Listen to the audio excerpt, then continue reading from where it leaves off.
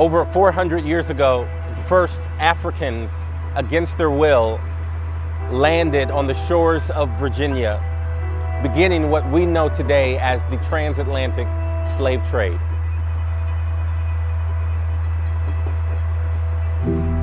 My ancestors were beaten, were raped, and forced into enslavement, not for 10 years, not for 100 years, but for 300 plus years. On January 1st, 1863, President Abraham Lincoln signed the Emancipation Proclamation. However, this proclamation didn't fully take place for another 2 years.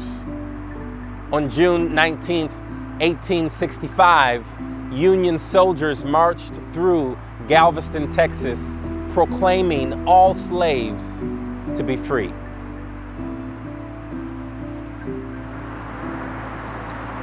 As a result, freed slaves began the struggle of freedom. In fact, one of the largest settlements in the country during that time of freed slaves was right here in North Dallas. We are in what was formerly known as Freedman's Town. Black doctors and lawyers and dentists and preachers lived. In fact, some of the first black grocery stores and black movie theaters and black churches were right here. I am standing in what is known today as Freedman Cemetary. It was in this area that thousands of freed slaves were laid to rest in the late 1800s, early 1900s.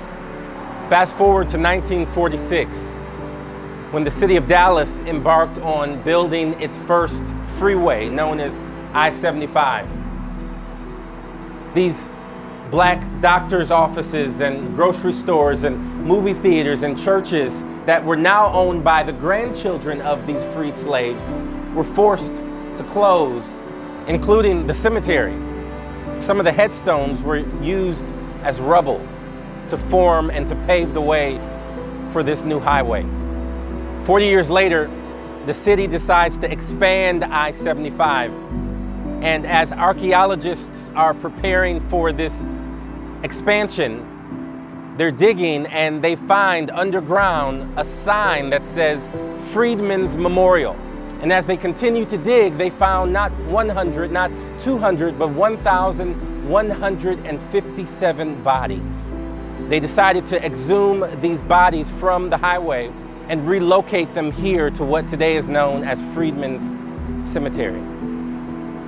Well, here's the point. As we look at this beautiful Dallas skyline and this interstate where hundreds of thousands of people pass through daily, it's easy to forget what came before.